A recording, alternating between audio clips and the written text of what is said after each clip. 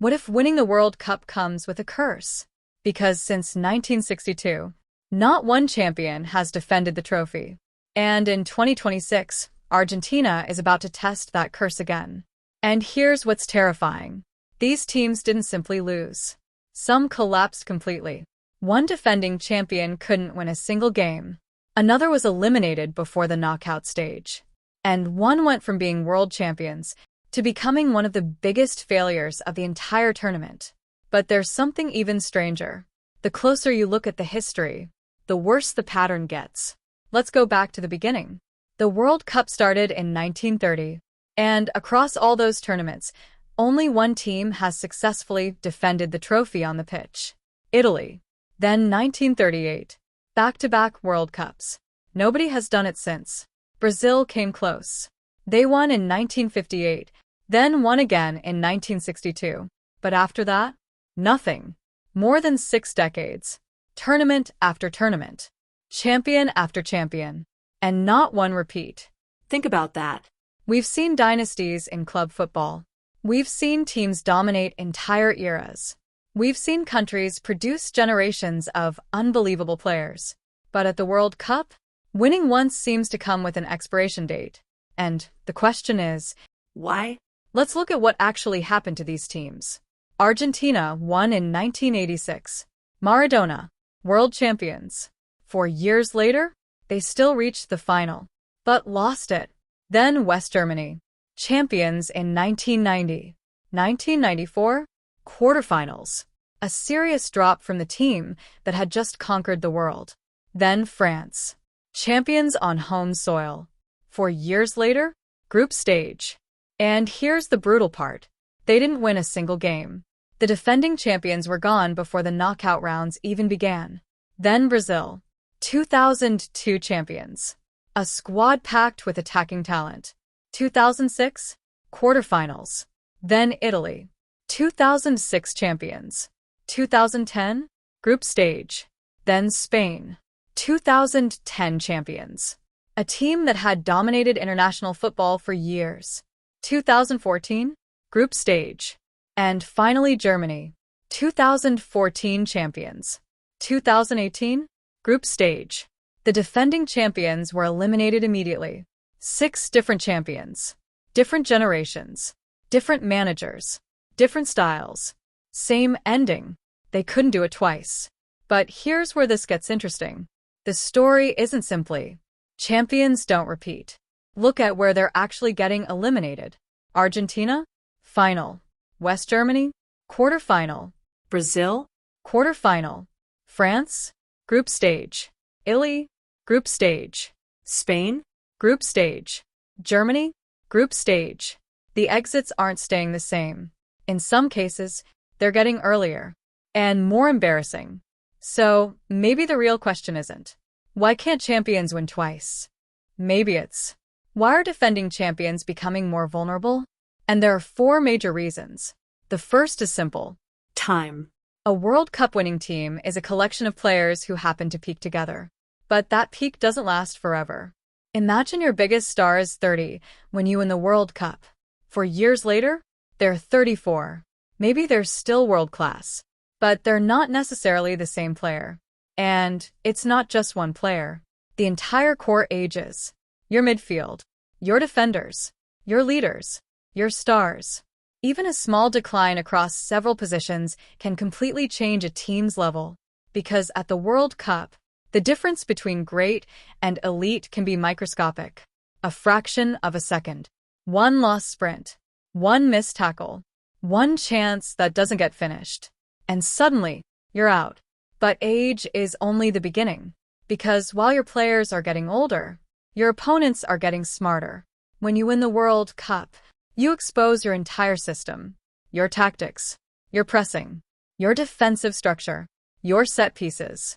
Your key players. Their tendencies. Everything is recorded. And then the rest of the world gets 4 years to study it. Before you won the tournament, you were the problem nobody had completely solved. After you win, you're the problem everyone is preparing for. You're no longer the surprise. You're the homework. And that's a massive disadvantage. Because your next opponent isn't discovering what makes you dangerous. They're spending years figuring out how to stop it. But even that isn't the biggest psychological problem. Before you win the World Cup, you're hunting.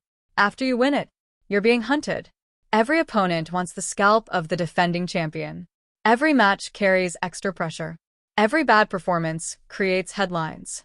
And suddenly, your players aren't just trying to win. They're trying not to lose. Those sound similar. They're not. The hunger of a team chasing its first World Cup is different from the pressure of a team trying to protect one. And that pressure can change the way a team plays. More cautious, more predictable, less free. And there's one final problem that might be even bigger. Football never stops evolving. But winning teams have a natural temptation to do something very dangerous. Repeat themselves. The same manager, the same core, the same system, the same tactical ideas. Because why change something that just won the World Cup? But here's the problem. The rest of the world isn't standing still. They're adapting. They're recruiting. They're developing new tactics. They're specifically trying to beat you. So while you're protecting the formula that worked 4 years ago, everyone else is building a formula designed to destroy it. And that leads to the biggest lesson in this entire story. Winning once proves your formula worked. It doesn't prove it will still work 4 years later. So why did Italy do it? Context matters. The World Cup was still in its infancy. The competitive landscape was completely different. The gap between the strongest teams and everyone else was much wider. And Italy had a generational team operating in an era where the tactical world was far less developed than it is today. So it's difficult to compare that achievement directly with modern football. Then there's Brazil. This is the really interesting exception, because even Brazil faced a major problem. Pelé was injured for most of the 1962 tournament, and Brazil still won. Why? Because their squad was deep enough to survive, losing one of the greatest players on the planet. That's extraordinary. And it gives us a clue. Maybe repeating doesn't just require the best team. Maybe it requires something much rarer. A squad deep enough to survive change. And then came France, 2018 champions. 4 years later, they came closer than almost anyone to breaking the pattern. They didn't collapse in the group stage. They didn't disappear in the early knockouts. They reached the final. And then came one of the craziest World Cup finals ever. Argentina went 2-0 ahead. France looked finished. The curse looked alive. And then Mbappé changed everything. 2 goals in under 2 minutes. 2-2. Extra time. Another goal. Another equalizer. 3-3. Then penalties. And France lost. On penalties. They had come within the smallest possible margin of defending the World Cup. Since 1962, nobody had come closer. And the curse survived. But that final reveals something incredibly important. France didn't fail because they were suddenly terrible. They failed because, at the highest level, tiny moments decide everything. So maybe talent isn't the problem. Think about the teams we've talked about. Brazil had talent. Spain had talent. Germany had talent. France had talent. Argentina has talent. So, what separates the teams that come close from the teams that collapse? Timing. A World Cup winning team has a window. For 4 years, the pieces have to fit. The players need to be healthy. The stars need to be near their peak. The tactics need to work. The manager needs to get it right. And the competition needs to fall your way. But 4 years is a long time. Players age. New stars appear. Managers change. Opponents adapt. And, eventually, the exact combination that made you unbeatable disappears. The talent might still be there. The timing isn't. This is why some defending champions are misunderstood. They don't necessarily become bad teams. They simply stop being the perfect team they were 4 years earlier.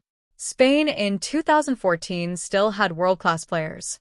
Germany in 2018 still had elite talent. But something was missing.